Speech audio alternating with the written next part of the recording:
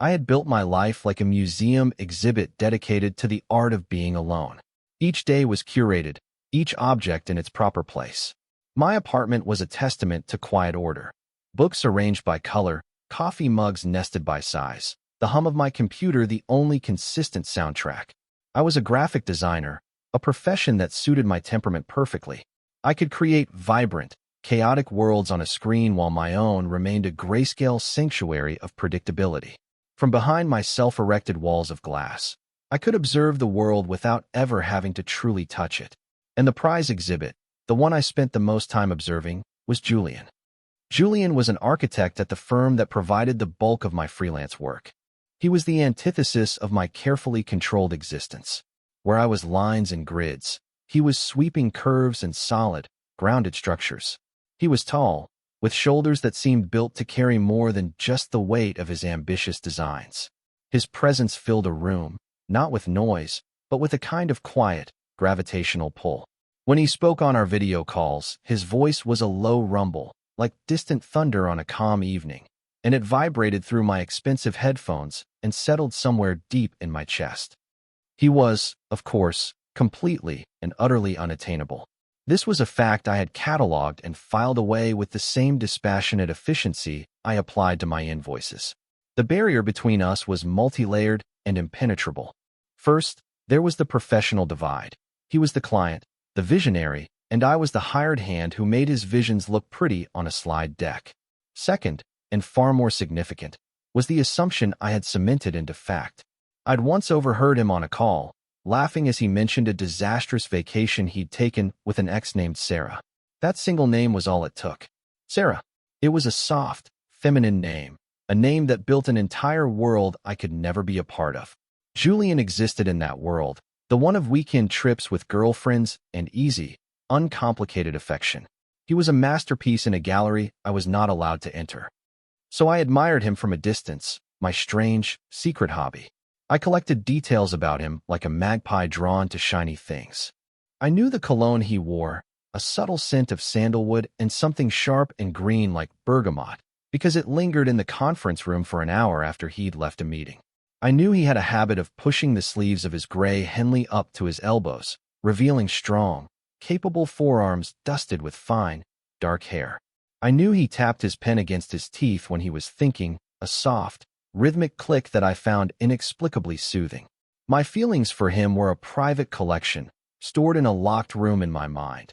Each observation a precious artifact I would take out and examine in the quiet solitude of my evenings.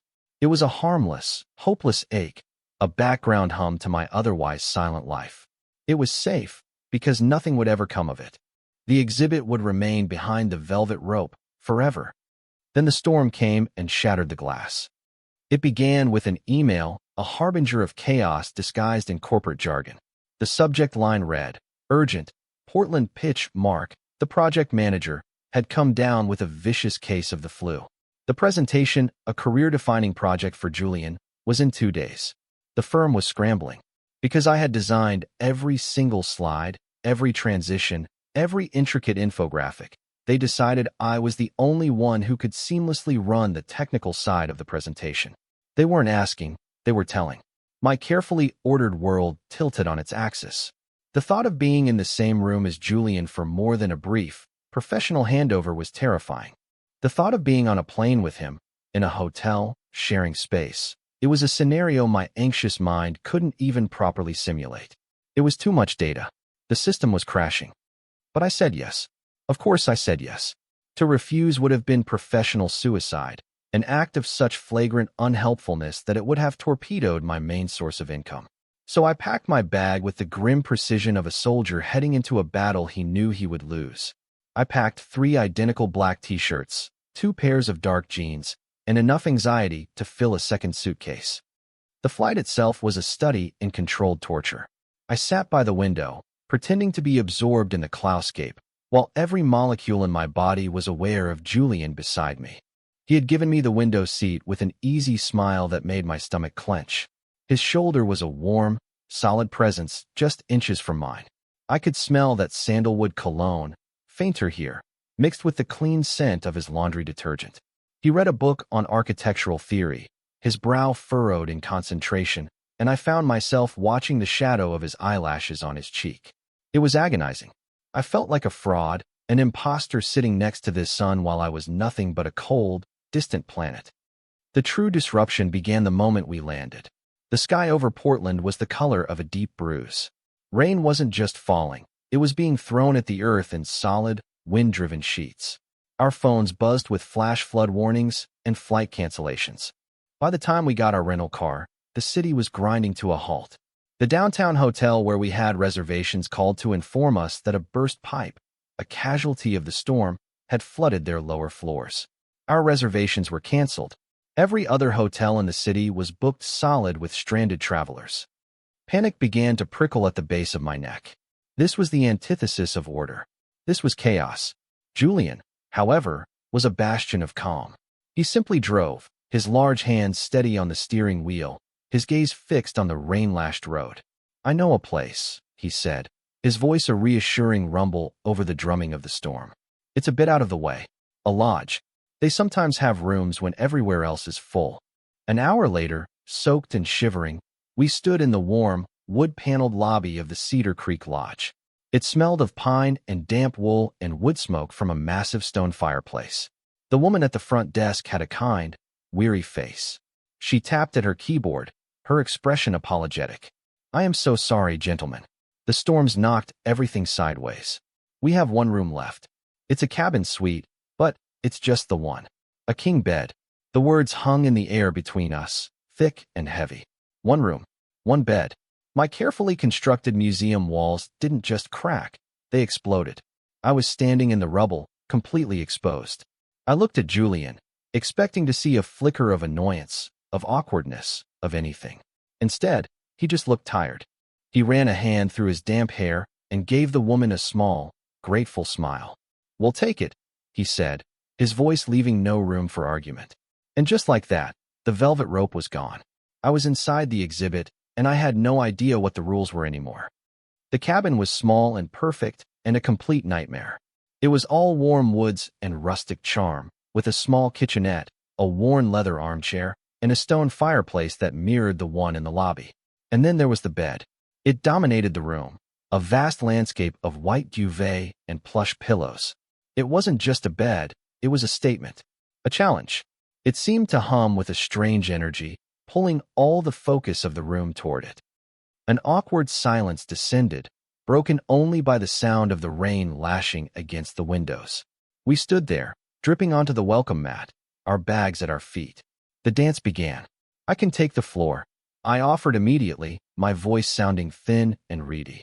"Or the armchair. It looks comfortable enough." It was a lie. The armchair looked lumpy and ancient. Julian turned to look at me, really look at me, for the first time since we'd left the airport. His dark eyes were shadowed with exhaustion, but they were clear and direct. "Don't be ridiculous, Leo. It's a king-sized bed. It's practically two beds pushed together. We're both adults. We can share." He said it with such casual finality, as if it were the most logical thing in the world. For him, maybe it was.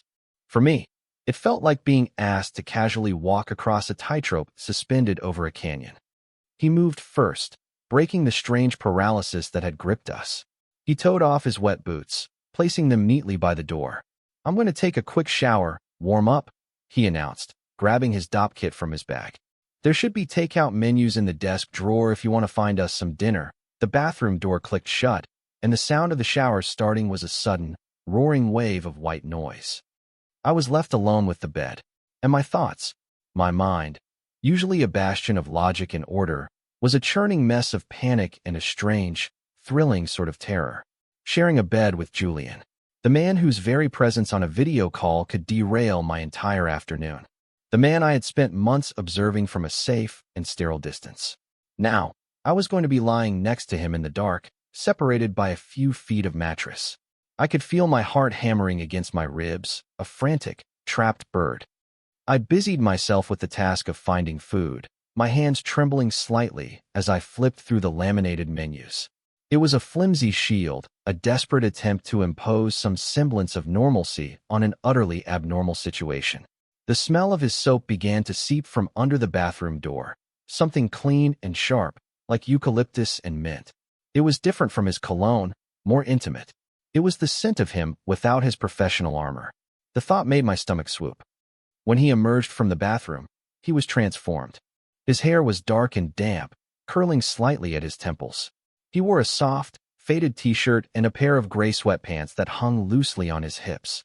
The confident, brilliant architect was gone, replaced by someone softer, quieter. He looked younger.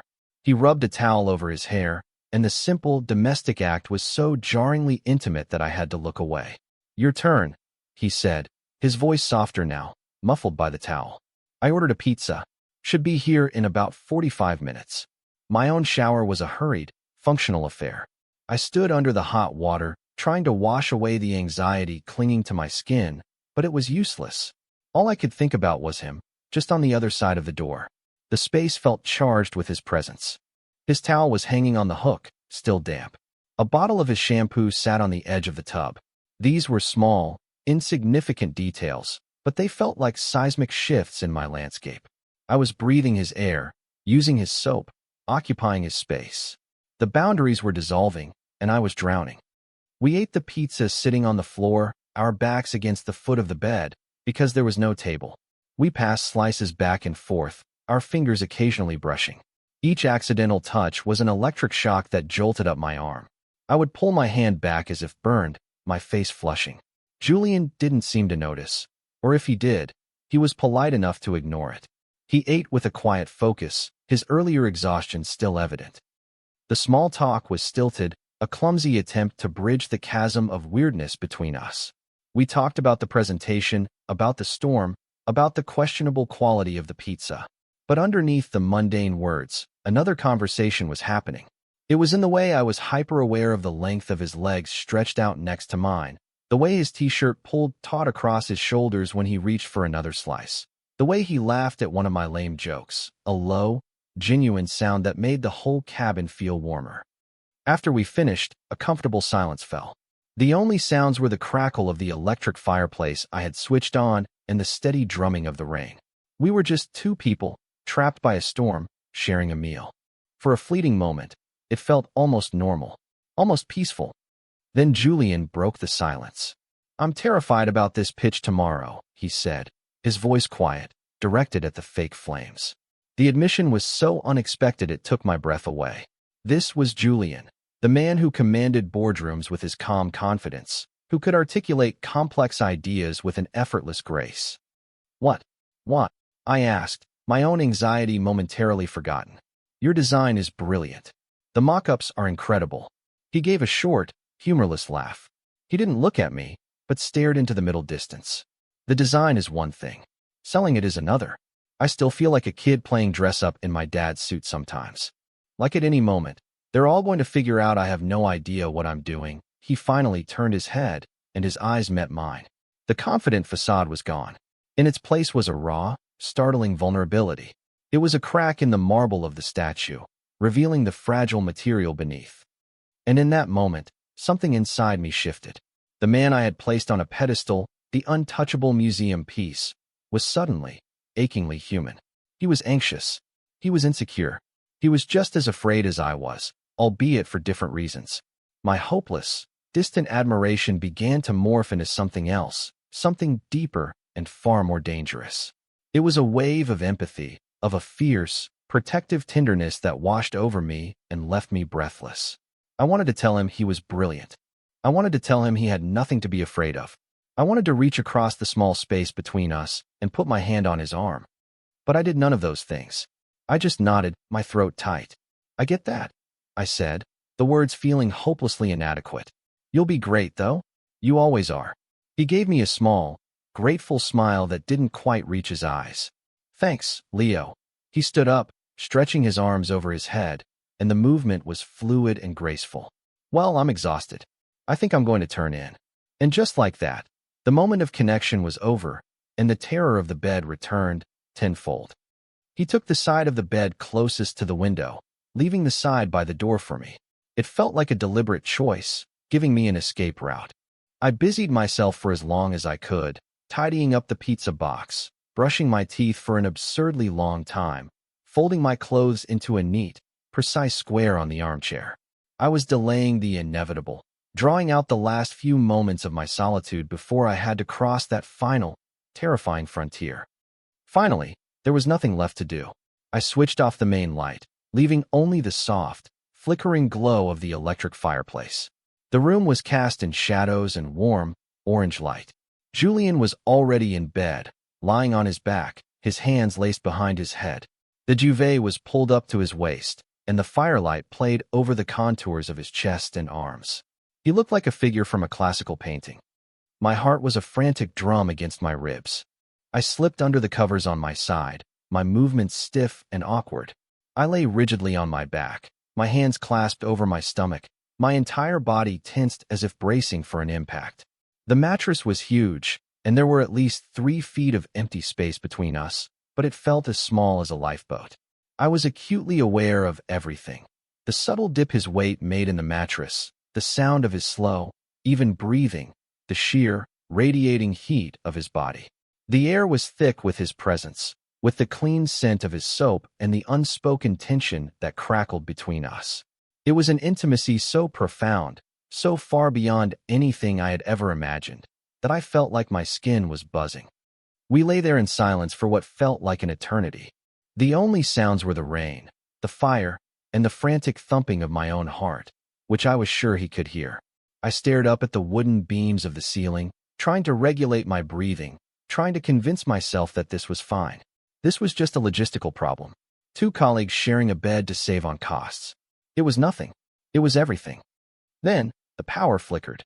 The electric fireplace died with a soft click, plunging the room into an almost total darkness. The comforting glow was gone, replaced by an inky blackness that seemed to press in on all sides.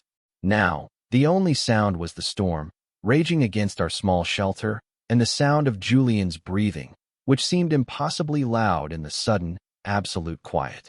The darkness didn't help. It amplified everything. My awareness of him, a warm, living presence just feet away, was so intense it was almost painful. His voice came out of the blackness, low and close, making me jump. "You cold?" The simple question hung in the air. I was cold.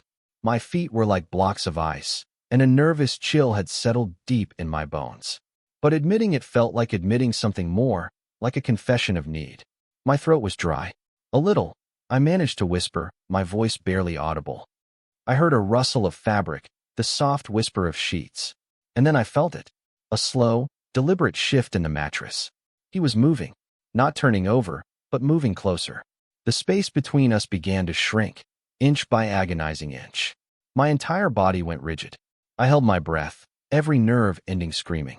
The radiating warmth of his body intensified until I could feel it along the entire length of my side, a magnetic pull that was both terrifying and irresistible.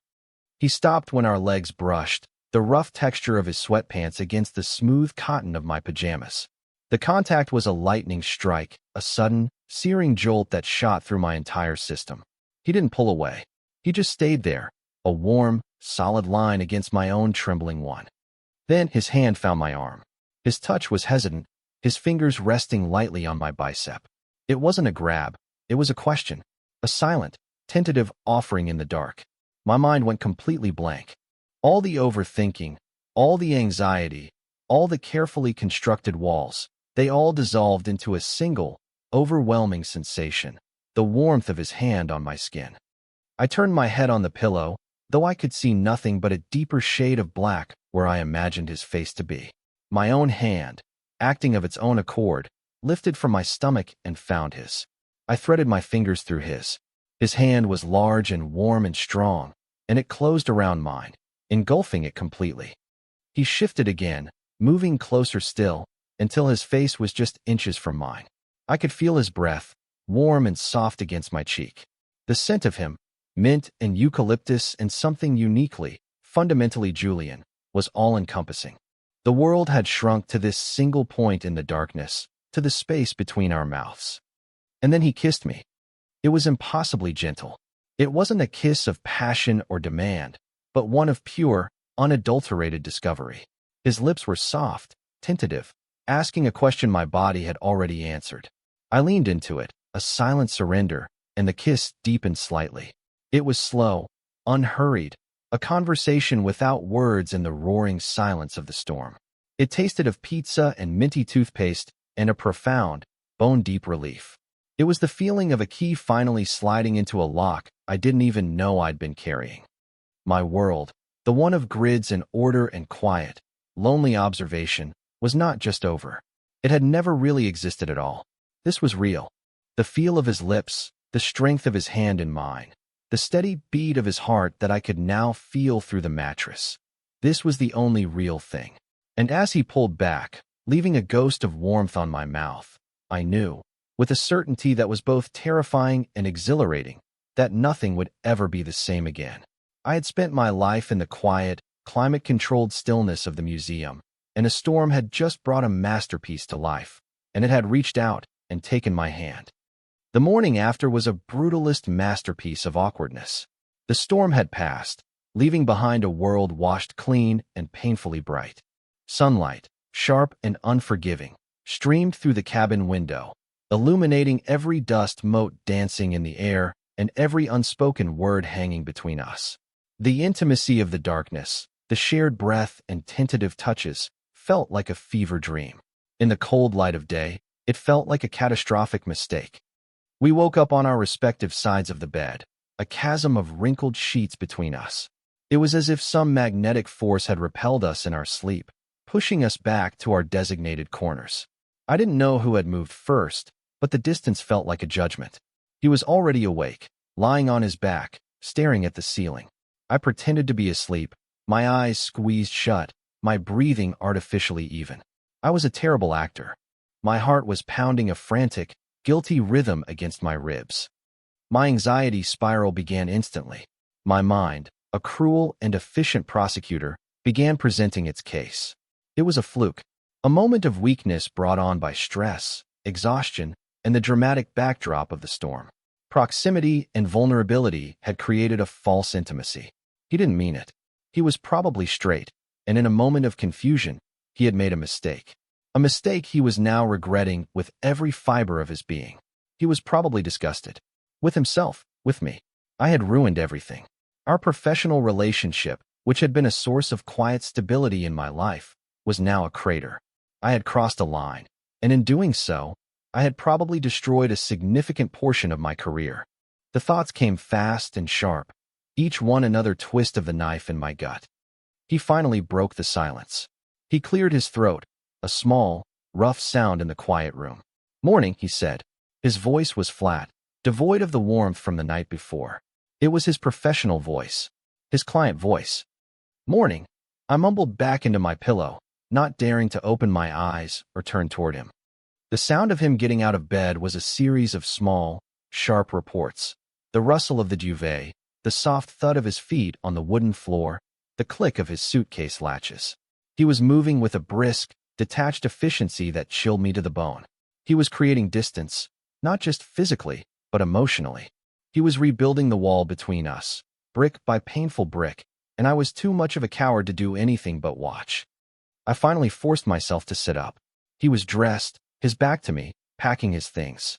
He moved with a purpose that felt like a rebuke. He was already wearing his armor again, crisp shirt, dark jeans.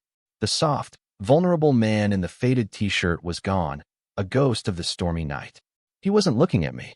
He was actively avoiding my gaze. Every fear, every paranoid delusion my anxiety had cooked up felt like it was being confirmed in real time. The emotional chasm between us now felt wider and more impassable than the physical distance ever had. "The presentation is rescheduled for 10, he said, his voice clipped as he zipped his bag shut. "We should probably get a taxi in the next hour." "Okay," I replied, my voice small. I felt like I was shrinking, my confidence and hope from the night before shriveling under the harsh fluorescent light of his sudden formality. I got up and began my own packing ritual, my movements clumsy and uncertain. The silence stretched, thick and suffocating. We were two strangers who had accidentally wandered into each other's lives and were now trying desperately to find the exit. We checked out in near silence, paid for the room in a transactional flurry of credit cards, and stood on the porch of the lodge waiting for the taxi. The air was cool, and smelled of damp earth and pine. It should have been peaceful, but it felt charged with everything unsaid.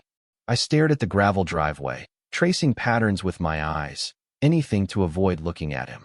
I just wanted to get through the presentation, get on a plane, and go back to my quiet, orderly, lonely life. It was a miserable existence, but at least it was one I understood. This new world, the one where I had tasted connection only to have it snatched away, was 1,000 times worse. Just as the taxi pulled up the long driveway, Julian spoke.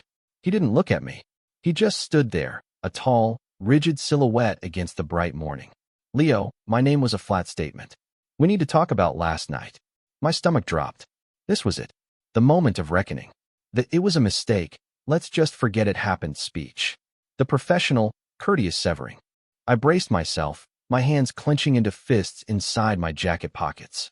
Okay, I said, my voice barely a whisper. I was ready for the rejection. In a way, I had been preparing for it my whole life. He finally turned to face me. The guarded, professional mask was gone. In its place was an expression I couldn't quite read. It was a mixture of anxiety and something else, something that looked terrifyingly like hope. He took a breath, and the words came out in a rush, as if he was afraid they would evaporate if he didn't say them all at once. It wasn't an accident, he said, his gaze locked on mine. Last night, or the room.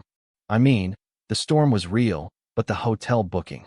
I might have told the front desk that our original reservation was for a king suite and that we were a couple, so they'd be more inclined to give us the last room they had.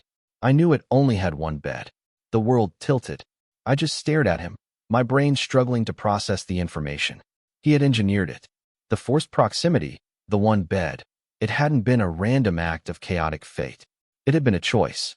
His choice. He saw the confusion on my face and plunged ahead, his words gaining momentum. I've wanted to.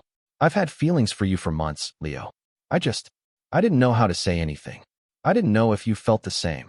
I kept trying to find a way to talk to you outside of work, but you're very good at keeping people at a distance. He gave a small, self-deprecating smile.